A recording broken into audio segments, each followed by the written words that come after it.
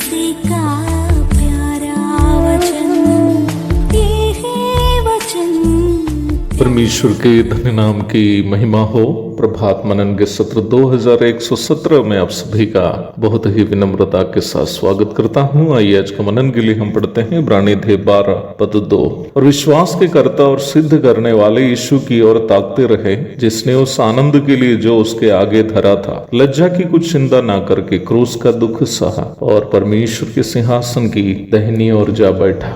आनंद आत्मा का फल में से एक। गलाती 5:22 में बताए गए आत्मा के सभी 9 फल परमेश्वर के नैतिक स्वभाव है, जो प्रभु यीशु मसीह ने देह रूप में आकर संसार के सामने प्रदर्शित किया। वास्तव में प्रभु यीशु मसीह की पवित्रता की परिपूर्णता अथवा सिद्धता प्राप्त करने का एक अर्थ इन सभी ईश्वरीय नैतिक स्वभावों को उसकी परिपूर्णता में दैनिक जीवन में लागू करने की क्षमता हासिल करना है। यद्यपि पाप से प्रदूषित शरीर में रहते हुए इन सभी ईश्वरीय स्वभाव अर्थात प्रेम, आनंद, शांति, धीरज, कृपा, भलाई, विश्वास, नम्रता, संयम आदि उसकी परिपूर्णता में दैनिक जीवन में लागू करना हमारे लिए आसान नहीं है। परंतु प्रभु की इच्छा यह है कि उद्धार प्राप्त हर एक विश्वासी इस कोशिश में लगे कि यीशु मसीह की पवित्रता की परिपूर्णता को अर्थात नैतिक स्वभाव उसकी परिपूर्णता में अपने शरीर में लागू करे। और इन सभी स्वभावों को प्रभु यीशु मसीह ने अपने सांसारिक जीवन काल में उसकी परिपूर्णता में दिखाया,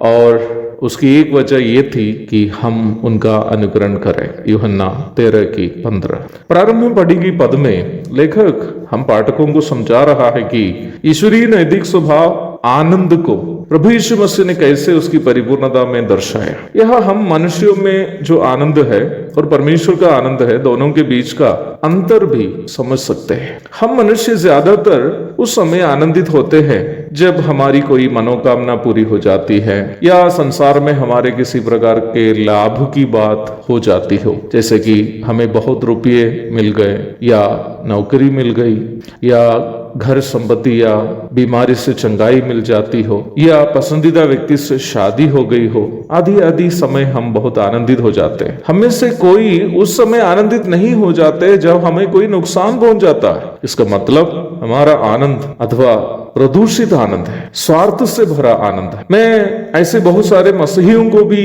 व्यक्तिगत रूप में जानता हूं जो यहाँ तक दूसरे मसीही भाई बहनों को होने वाली अच्छी बातों को भी अथवा भलाई को भी देखकर खुश नहीं हो पाते। उल्टा इस कोशिश में ऐसे लोग रहते हैं जिसकी भलाई हो रही हो उसको कैसे भी बदनाम करे और समाज के सामने, कलीसिया के सामने उनका नाम मिट्टी में मिला दे। वास्तव में ऐसा स्वभाव यहाँ तक मनुष्यों का स्वभाव भी नहीं है, बल्कि शैतान का स्वभाव है। चलिए हम ईश्वरीय आनंद पर विचार करेंगे। क्या है परमेश्वर का आनंद जो प्रभु यीशु मसीह ने अपने यह संसार के जीवन काल में दर्शाया, जिसकी चर्चा प्रारंभ में पढ़ी गई पद में लेखक कर रहा है। लेखक कहता है कि यीशु मसीह उस आनंद के लिए जो उसके आगे धरा था, लज्जा की कुछ चिंता ना करके क्रूस का दुख सहा। प्रभु यीशु मसीह का आनंद उनको मिला हुआ कोई सांसारिक लाभ के कारण नहीं था या अपना कोई स्वार्थ के पूर्ति होने के कारण नहीं था, बल्कि उनको हमारे कारण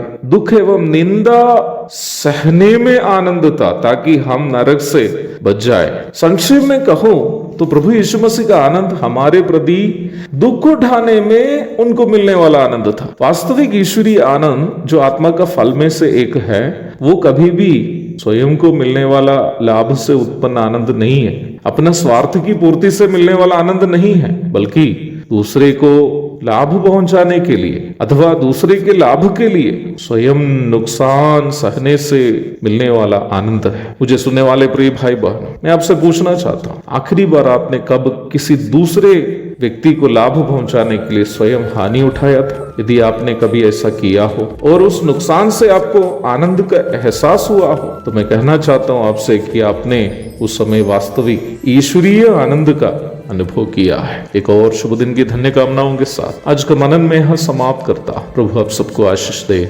आमीन।